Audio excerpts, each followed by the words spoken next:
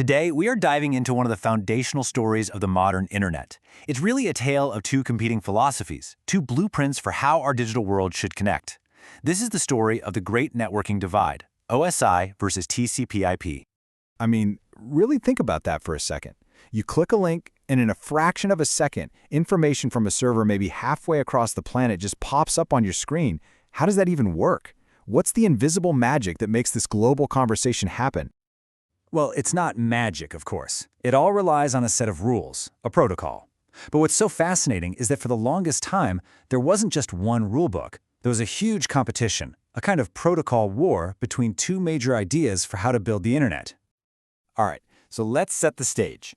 To really get why we needed a rulebook in the first place, you've got to go back to the early days of networking, a time that was, well, kind of like a digital Tower of Babel. Back in the 1970s, you had these amazing networks like ARPANET, but they were basically islands. Then you had big companies like IBM coming in and building their own special proprietary networks. And the problem? None of these things could talk to each other. It was complete chaos. You couldn't send an email from a computer on ARPANET to one on IBM's network. The world desperately needed a universal translator, a common language for all networks. And right into this mess steps our first contender. This is the practical, let's-just-get-it-done solution that was born out of pure necessity, the TCP/IP model. You see, TCP/IP was developed by DARPA, the U.S. Defense Department's research agency, specifically for its ARPANET. This thing wasn't designed in some committee meeting to be theoretically perfect. Nope, it was designed by engineers to solve a very real problem. How do we create a tough, resilient network that could survive even if parts of it got knocked out? It's a lean, mean, four-layer model that's built for action. So how does it work? Well, at the very top, you've got the application layer. This is the stuff you actually interact with, like your web browser or email client. Right below that, the transport layer manages the actual conversation. Then the internet layer, it acts like a GPS for your data, figuring out the best path for your data packets using IP addresses. And finally, at the bottom, the network access layer handles all the physical stuff, turning your data into electrical signals on a wire or radio waves for Wi-Fi. Now, down in that transport layer, you get a really crucial choice. You can use TCP, which is like sending a registered letter. It's super reliable, it checks that every single piece arrived in the right order, and it waits for a confirmation signature. Or you can use UDP, which is more like a postcard. It's incredibly fast. You just scribble it down and send it off, but there's no guarantee it'll get there. This trade-off between reliability and speed is a perfect example of TCP/IP's practical, flexible design. But while TCP/IP was being built in the trenches, so to speak, another group had a totally different vision. This was our idealist contender, a grand, universal blueprint for all networking, the OSI model. The OSI model, which stands for Open Systems Interconnection, was created by the International Organization for Standardization, or ISO.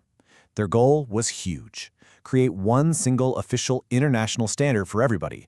It wasn't a practical working model, but a theoretical reference model, the absolute most logical way to think about networking, broken down into 7 very distinct layers.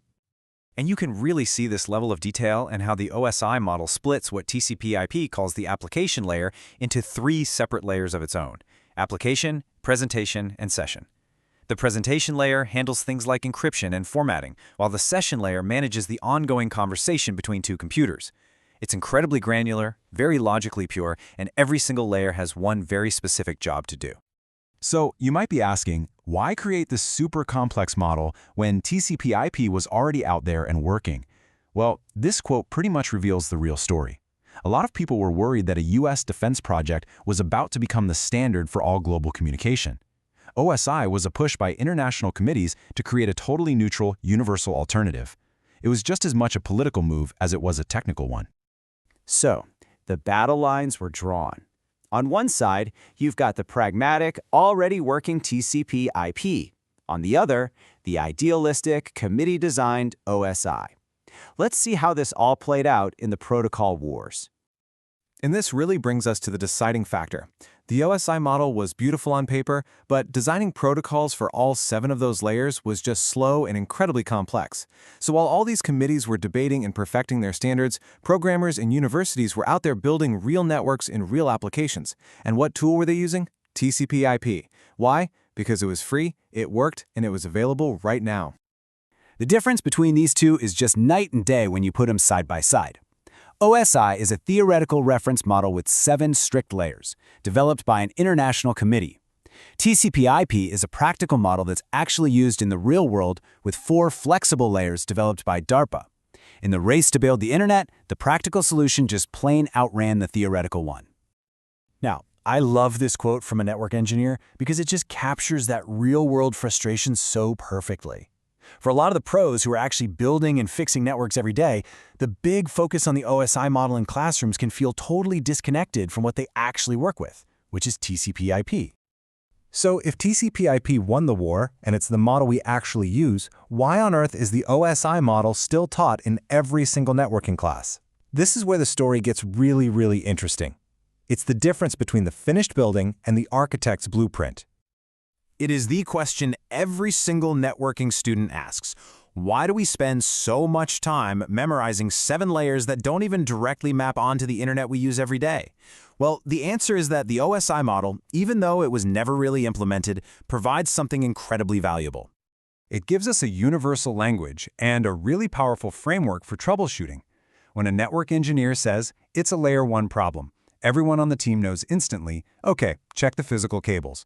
The issue is at layer 3, means it's time to look at the IP addresses and the routing tables. It's got to be a layer 7 issue, points straight to the application itself. The OSI model lets professionals pinpoint problems with incredible speed and precision. So, here it is, the ultimate takeaway. We don't run the internet on the OSI protocols, but we use the OSI model to understand and to troubleshoot the internet that we built with TCP/IP. One is the real-world building, the other is the indispensable blueprint. You could say the pragmatists built the house, but the idealist's blueprint is what we use to maintain it.